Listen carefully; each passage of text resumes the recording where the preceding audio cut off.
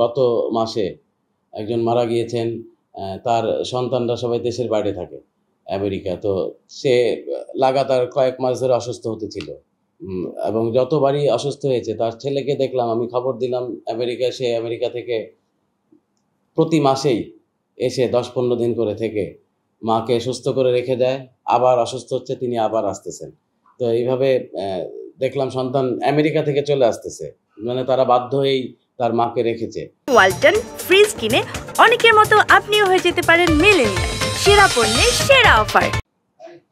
এবং লাস্ট যেদিন তিনি চলে গেল, তার 3 দিন পরে সে মারা গেছে। আমি ভাবছি সেই সন্তান আসবে না, হয়তো লাশটা আমাদেরকেই দাফন কাফন করতে হবে, কিন্তু না, তিনি বলল যে তিনি আসতেছে একটু লাশটা সংরক্ষণ করতে, এবং তিনি আসলো, এসে তারপর দাফন কাফন করলো। তো এটাকে আমি বলবো পজিটিভ, যে সুদূর আমেরিকা থেকেও ছুটে আসে সন্তান, আবার ঢাকাই একটা এলাকা থেকে কেউ আসে না।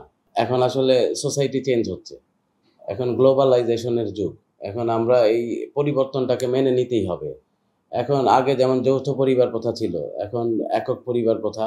সেই একক পরিবার প্রথার কারণে এটার এফেক্ট দিয়ে পড়ছে সরাসরি পরিবারের প্রবীণদের উপরে। প্রবীণদের আর পরিবারে জায়গা হচ্ছে না। আর অন্য দিকে বলতে গেলে মানুষের গড় আয়ু কিন্তু বাড়তেছে, এখন আর মানুষ সহজে মারা যাচ্ছে না। চিকিৎসা বিজ্ঞানের অবদান, এবং আমরা সবাই শিক্ষিত হচ্ছি, স্বাস্থ্য সচেতন হচ্ছি, আমাদের আয়ু বাড়তেছে। সেই প্রেক্ষিতে প্রবীণ জনগোষ্ঠী বাড়তেছে। একদিকে প্রবীণ জনগোষ্ঠী বাড়তেছে, একদিকে পরিবারগুলো তাদের দায়িত্ব নিচ্ছে না। তো সবচেয়ে বিপদের সম্মুখীন কিন্তু এখন প্রবীণরা। আর দ্বিতীয় যে প্রশ্নটি ছিল আপনার, যে এই প্রবীণ নিবাস বা বৃদ্ধাশ্রম, এইগুলোকে এখন আর নেগেটিভভাবে দেখার কোনো সুযোগ নেই। এবং এই নেগেটিভভাবে দেখলে আসলে কিন্তু প্রবীণরাই বিপদে পড়ে যাচ্ছে। কারণ আমরা দেখতে পাচ্ছি কাজ করতে গিয়ে একজন ভদ্রলোক, ভদ্রমহিলা, তাদের 2টা সন্তান, একজন আমেরিকা চলে যাচ্ছে পিএইচডি করতে, আরেকজন কানাডা চলে যাচ্ছে, বিয়ে দিয়ে দিয়েছে, চলে গেছে। হাজব্যান্ড ওয়াইফ বাংলাদেশে আছে, হাজব্যান্ড মারা গিয়েছে বা ওয়াইফ মারা গিয়েছে। তো সেই প্রবীণ কোথায় থাকবে, কার সাথে থাকবে? তারা কিন্তু থাকার জায়গা নেই, এবং এই জনগোষ্ঠীটা কিন্তু বাড়তেছে। আবার অন্যদিকে বাংলাদেশের, এটাকে আমরা মধ্যম আয়ের দেশ, বেশিরভাগ পরিবারই মধ্যবিত্ত পরিবারের যে প্রবীণগুলো রয়েছে, তারা কি খুব ভালো রয়েছে?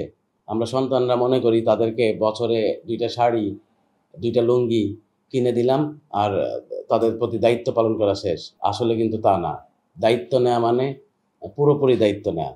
সেই দায়িত্বটা আসলে আমরা কেউই নিচ্ছি না সোসাইটি থেকে। তো সেই প্রেক্ষিতে তাদের দিকে নজর দিতে হবে, তাদের নিয়ে ভাবতে হবে। আর প্রবীণদের নিয়ে কাজ করা বা ভাবনা মানেই কিন্তু প্রবীণদের নিয়ে না। আমাদের গবেষণা বলছে 2029 সালে বাংলাদেশ প্রবীণ প্রবণ সমাজে পা দিতে যাচ্ছে। 2047 সালে বাংলাদেশ পুরোপুরি প্রবীণ প্রধান দেশে পরিণত হবে।